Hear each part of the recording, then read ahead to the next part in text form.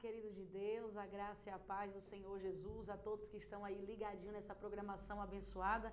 Começa agora o meu, nosso programa que entre o Rei da Glória, é isso mesmo, com a pastora Ellen Mariano e a presença do ilustre pastor Elibaldo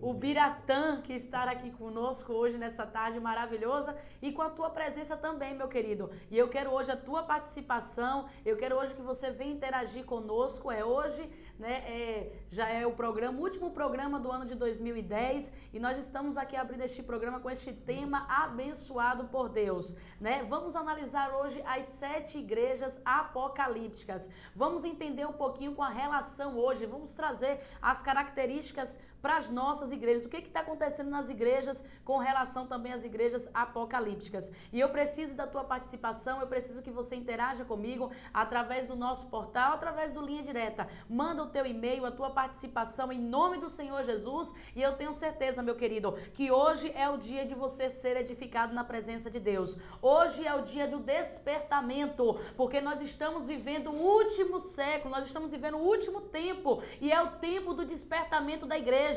É necessário que nós venhamos entender a palavra de Deus, porque hoje o nosso Senhor, Ele está como advogado, mas amanhã Ele estará como justo juiz para julgar a minha e a tua vida, a minha e a tua causa, meu querido. Então eu te peço nesta tarde que você venha, deixa o teu coração aí, deixa o Senhor falar forte ao teu coração e vamos entender um pouquinho do que está acontecendo nos altares das igrejas em nome do Senhor Jesus. E eu já quero saudar aqui nesta tarde maravilhosa o nosso pastor Elibaldo, ele que é da Igreja Batista Orvalho de Hermon, esteve aqui na semana passada, nós aqui conversamos um pouco sobre o assunto e nossa, deu muito o que falar, viu? Deu muita audiência aqui, muito obrigado pelas tuas mensagens que recebi no meu e-mail, no meu Orkut também, muito obrigado por isso e eu quero saudar aqui nesta tarde o nosso pastor, a paz do Senhor Jesus, pastor Elibaldo.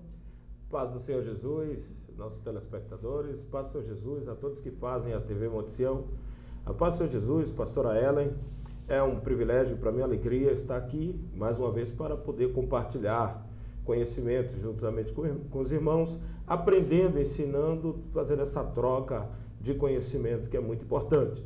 Nós vamos dar continuidade ao estudo da semana passada, só que com um tema diferente. A semana passada nós tratamos sobre o reavivamento do altar e esta semana nós vamos tratar sobre as igrejas apocalípticas e as suas relações com a igreja de hoje. Eu quero já agradecer pelo ilustre, né? E também pelo Ubiratã, né? O Oribatã. As línguas desceu. Obrigado por tudo isso, que o nome do Senhor venha a ser glorificado. Muito obrigado, minha amiga, por mais este convite. Espero que nós venhamos alcançar corações nessa tarde.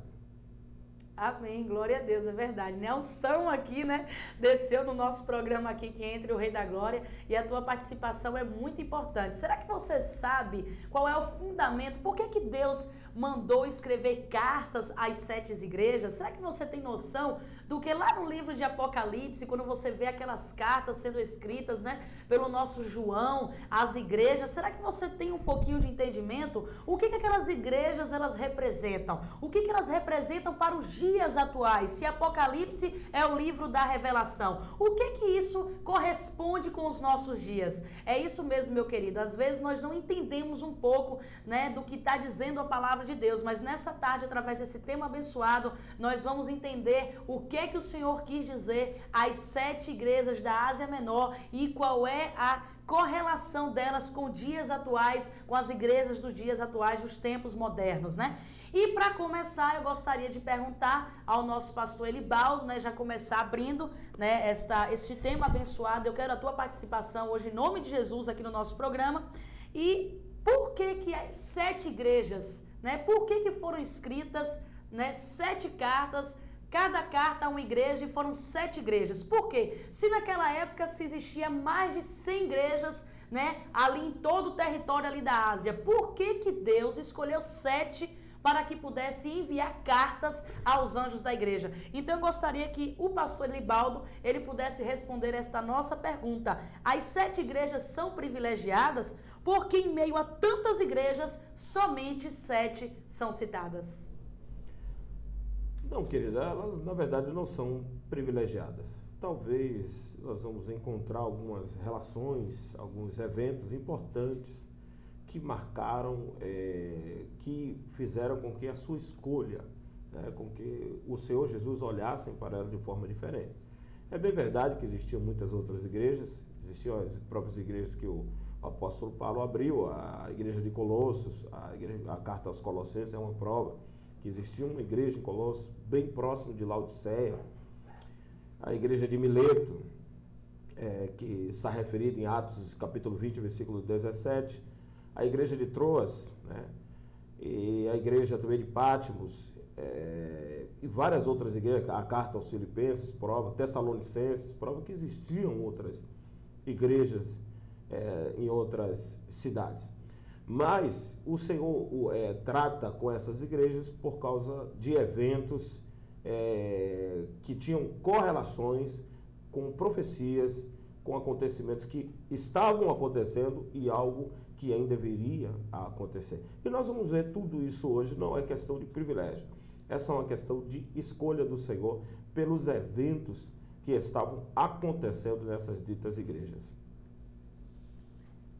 É isso aí, né? Nós podemos entender, então, o pastor Elibaldo, ele falou que não foi um privilégio do Senhor ter escolhido as 7 igrejas, né? Mas foi uma análise bem forte, que eu creio que o nosso Deus, ele é um Deus de mistério, ele é um Deus de poder, e ele sabia que cada uma ali precisava ser tratada de uma maneira, né?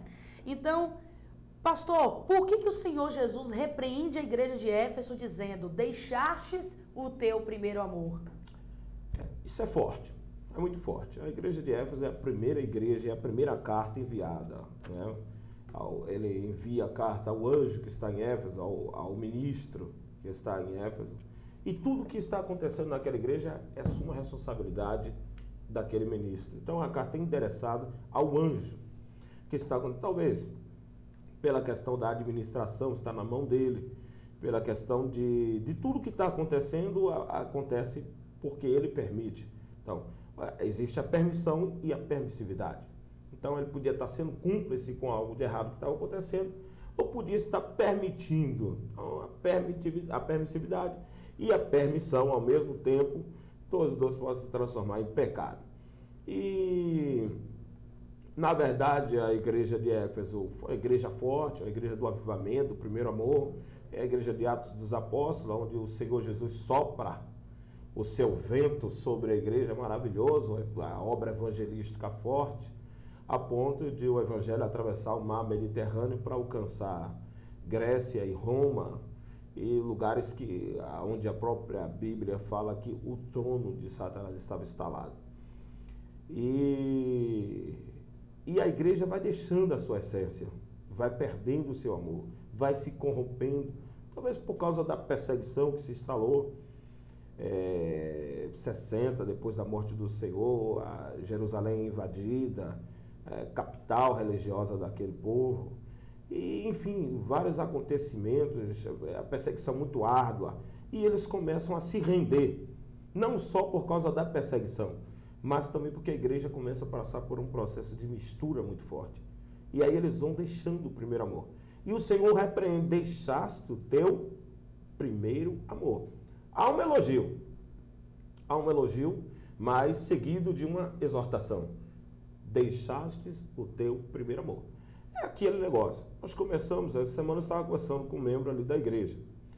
E eu estava falando, filho, continua como criança, não cresce não. Porque quando você cresce, entre aspas, você fica muito analítico, você fica muito observador, você fica com aquele termômetro medindo quem está no espírito, quem não está, quem está na unção, quem não está, quem está na carne, quem está falando em línguas porque é língua da língua, porque é a língua do espírito, o que é que está. Então, deixa de estar analisando as coisas, entra na presença de Deus como criança, deixa o Espírito Santo tomar você como criança, não fica se questionando muito, está entendendo? Então, por quê? Porque no começo acende a chama, aquele fogo alto.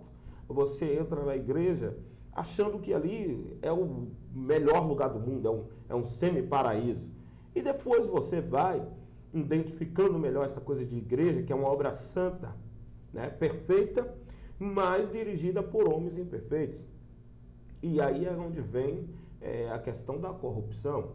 E quando você vai conhecendo os defeitos, as debilidades da igreja, você vai reconhecendo que ela não é instituição tão, digamos assim, não é um paraíso que você imaginava, não é aquele lugar tão bom quanto você imaginava. Entenda o que eu quero lhe dizer. Eu, por exemplo, quando cheguei na igreja, eu achei que era o melhor lugar do mundo, que ali estavam as melhores pessoas do mundo, né? E depois veio vindo o amadurecimento, veio vendo as decepções também, e eu fui observando que a igreja, na verdade, é uma clínica espiritual, é um hospital espiritual, onde as pessoas chegam ali com debilidades almáticas, com debilidades no seu caráter, com debilidade na sua personalidade. E elas estão ali realmente para buscar melhora dessas atitudes, para mudar as suas veredas, mudar os seus caminhos.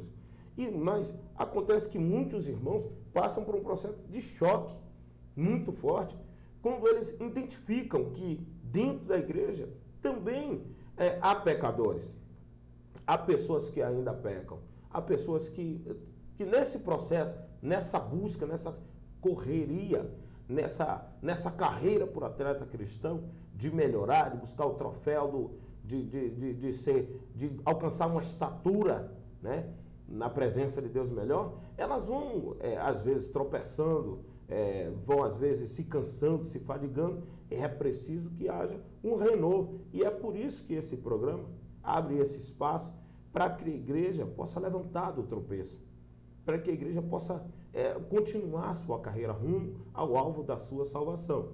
E deixar o primeiro amor significou para a igreja de Éfeso cair, talvez, na soberba, talvez no orgulho, como muitos de nós começamos muito bem, depois caímos na própria exaltação. Muitos não se preparam para o sucesso, muitos não se preparam para quando a mão de Deus começa a levantar. Aí vem muitos telefonemas, agendamento, e aí começa a cair, tropeçar na exaltação. O orgulho entra, fere e deixa muitos cansados no caminho. É preciso voltar ao primeiro amor. Pastor Ela. É muito interessante, né? Será que no meio de nós existem pessoas que deixou o primeiro amor?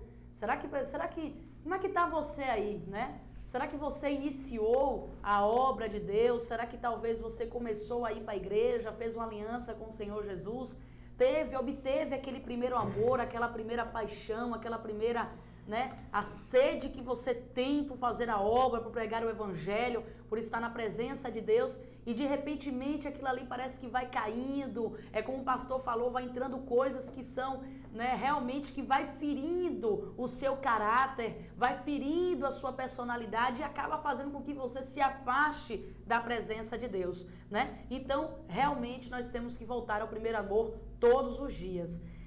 Pastor, o Senhor Jesus, ele profetiza um sofrimento da igreja de Esmirna. Que sofrimento será este?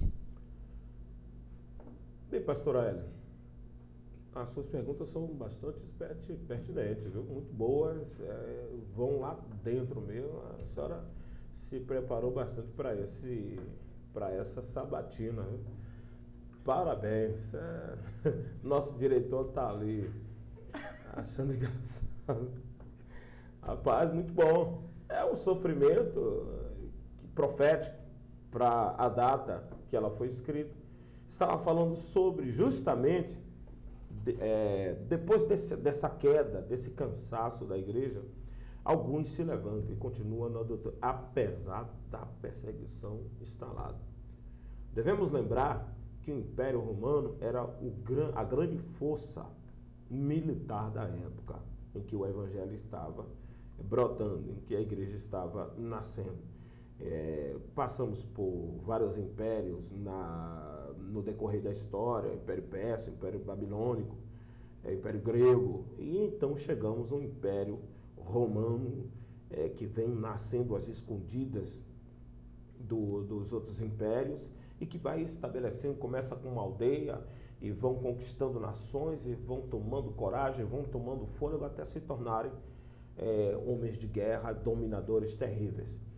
E o Império Romano não consegue deter não consegue deter o que eles chamavam de praga da época. Por que praga da época? Porque o evangelho se alastrava, contagiava, a ponto de, depois dos anos 320, o próprio imperador romano Constantino, disse os anais da história, ele se converte também ao cristianismo. Mas antes disso, um pouco para trás de Constantino, nós vamos encontrar um período que a igreja é muito perseguida. Aqueles filmes que nós vimos das histórias romanas, o Coliseu, cristãos arrastados nas ruas, lançados à cova dos leões, lançados nos coliseus, os teatros romanos, onde gladiadores são mortos. Só que a diferença é que o circo romano, quando se referia aos cristãos, os cristãos não tinham nenhuma armadura para se proteger, a não ser aquela que Paulo escreveu em Efésios 6. Estais, pois, firmes. Romanos capítulo 8, ele diz: nenhuma condenação há para os que estão em Cristo Jesus. E Paulo começa a preparar também a igreja que está em Roma para esse sofrimento, para essa perseguição implacável que a igreja sofreu. Milhões, digamos assim, de cristãos foram brutalmente mortos porque eles queriam acabar com o que eles chamavam de praga da época, com um veneno forte chamado morte. Acharam que matando os cristãos eles iriam conseguir disseminar a doutrina, mas a doutrina persistiu, quase que morreu, reavivou-se, e hoje aqui no Brasil nós já somos 33% da população. São 172 mil convertimentos por dia em todo o mundo. Isso é forte, um evento conhecido e reconhecido. E nós, que cremos nos dons do Espírito Santo, chamados carinhosamente de pentecostais, representamos 66% dos evangélicos no Brasil. Glória a Deus por isso. Pastor Hélio? Como o pastor disse aqui hoje, ele veio ao programa para a terra dele ficar um pouco estreita, né? E tem muita coisa ainda que a gente vai apimentar aqui a nossa conversa aqui em nome de Jesus, mas eu preciso da tua pergunta. Nós hoje estamos num tema aqui abençoado, nós estamos analisando aqui as 7 igrejas apocalípticas e nós estamos aqui fazendo uma análise. Vamos trazer para os dias atuais, vamos ver o que é que está acontecendo nos altares das igrejas, né? Nós podemos compreender aqui muita coisa. E lembrando para você, as 7 igrejas são a Pérgamo, a Tiatira, a Esmirna, Patmos, Éfeso, Laodiceia, Filadélfia e Sardes. Então eu quero que você possa interagir conosco através da linha direta do nosso portal e manda a tua pergunta aqui para o pastor Elibaldo em nome de Jesus Cristo. Pastor, né, eu estava fazendo uma análise, né, e é muito interessante estudar as 7 igrejas, e eu gostaria até que você pudesse pegar a tua Bíblia, comece a folhear agora a partir do livro de Apocalipse, capítulo 2, e você vai começar a observar as cartas que o Senhor Deus, ele deu a João para que João escrevesse para as igrejas. E eu pude analisar, estudando as 7 cartas, que dentro dessas 7 cartas, 2 igrejas não recebem exortação de Deus. E eu fiquei assim muito curiosa, por que o Senhor Jesus, justamente aquelas igrejas que eram de pequena força, justamente aquelas igrejas que eram pequenas, por que Deus não deu aquela palavra dura, palavra de exortação àquelas 2 igrejas? Sendo 7, o Senhor poderia tanto exortar as 7, como também dar o consolo, dar o caminho correto, para que elas pudessem se arrepender, né, e pudessem receber aquilo que o Senhor Jesus tinha preparado para elas, ao que vencesse. Mas o que me chama a atenção é que 2 igrejas não recebeu a exortação do Senhor. E eu queria saber do pastor Elibaldo, né, em nome de Jesus, eu quero que o Senhor nos responda aqui neste programa, por que das 7 igrejas, 2 não foram exortadas pelo Senhor? Olha, pastor Hélio, é bem verdade. 5 igrejas receberam elogios e em seguida exortação. Mas essas 2 igrejas, Esmirna e Filadélfia, não receberam a exortação do Senhor. A senhora está corretíssima.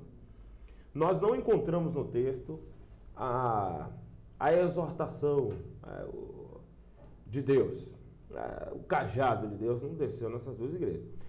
Mas é importante também analisarmos que essas duas igrejas representam dois períodos que, se o Senhor, ele é muito sábio no que ele faz.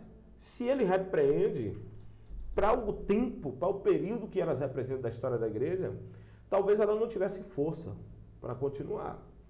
Primeiro, a igreja de Esmirna estaria passando por um processo de lapidação muito forte.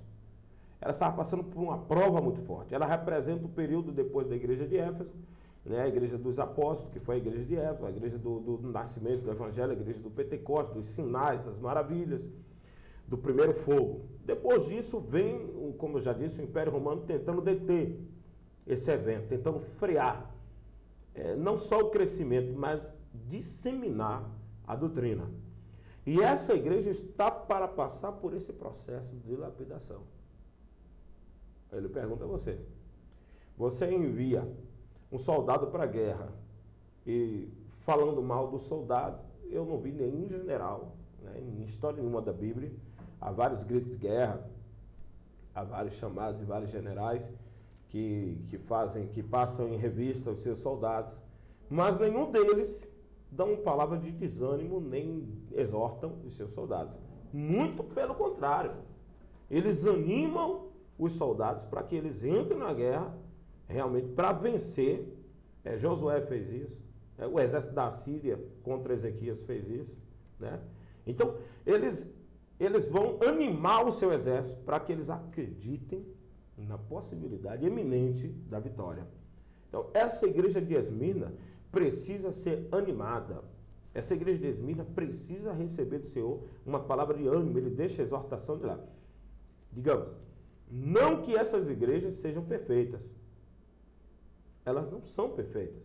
Mas ele deixa de exortá-las para animá-las. Já falei da igreja de Esmirna, que representa este período da história, onde a igreja estava para entrar num fogo muito forte. E as armas das nossas milícias, segundo o apóstolo Paulo, não são armas carnais.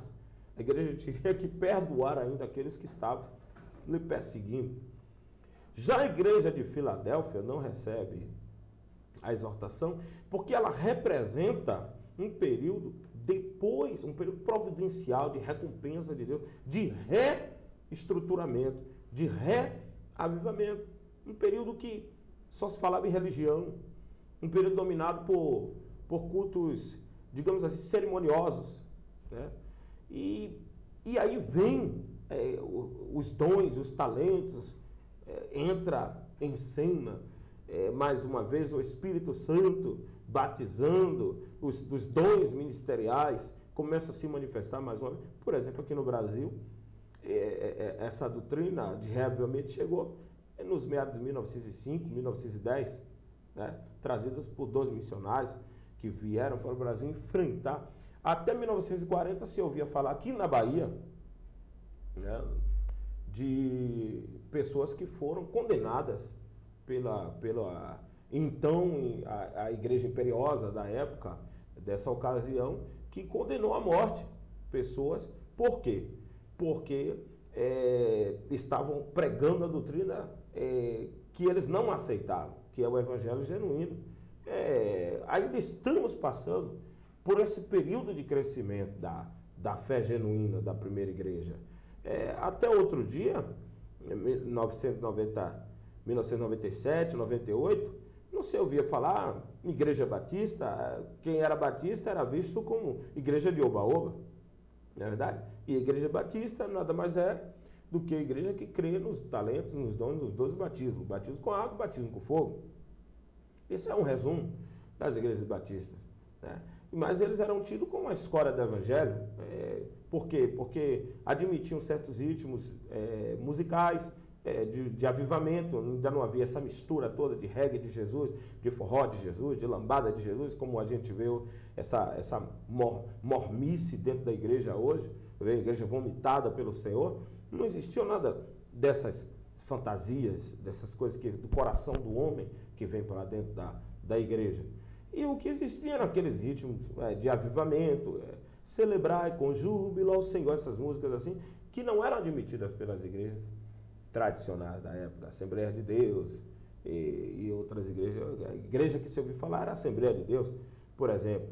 E era uma igreja que, mais de doutrina do que, me desculpe os assembleanos, mas era uma igreja que pregava mais doutrina do que a própria Bíblia.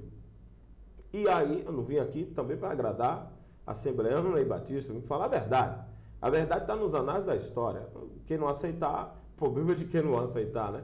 Nós vimos aqui para discutir a realidade do que marcou, dos acontecimentos que marcaram a igreja do Senhor Jesus Cristo. E esse avivamento chega aqui no início de 1910, 1905, esse evangelho do reavivamento. Igrejas como a Igreja Universal, Igreja Deus e Amor, que vem surgindo nos anos 70, tudo é muito novo ainda. Mas isso vai criando a mormice, justamente porque nós estamos tropeçando na nossa soberba. A igreja de Filadélfia representa um período de reestruturação, de reavivamento da igreja. Então o Senhor deixa de lado, reconhece que ela tem pouca força. Olha, eu sei que você tem pouca força, mas tu não está negando o meu nome, não negas o meu nome. E ele dá uma chave, eu te dou a chave. Essa porta que eu estou abrindo, ninguém fecha. É o reavivamento da igreja, que nós não podemos perder. Estamos aqui com chaves para poder manter essa porta aberta para que esse avivamento, esse reavivamento que nós alcançamos, nós venhamos perder. Nós não venhamos perder os nossos pregadores, que estão se tornando conferencistas, os ministérios de louvor, que estão se tornando bandas, os nossos levitas, que estão adulterando o seu chamado para cantores gospel. Você, querido, que talvez seja essa igreja, esse período dessa igreja, que está rejeitada pelo Senhor. Essa igreja de vender DVD, de vender CD. Igrejas que hoje desafiam a própria justiça, que fazem do seu templo ponto de clube, por exemplo. Eu conheço algumas igrejas que cobram para entrar. Fizeram um evento outro dia e cobraram R$5 para entrar, porque ia ter uma conferência de mulheres.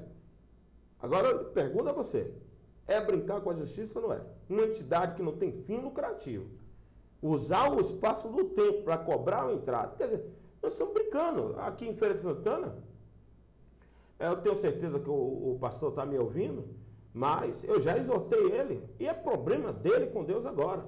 Mas a igreja de dia funciona como igreja de dia, está funcionando como comércio.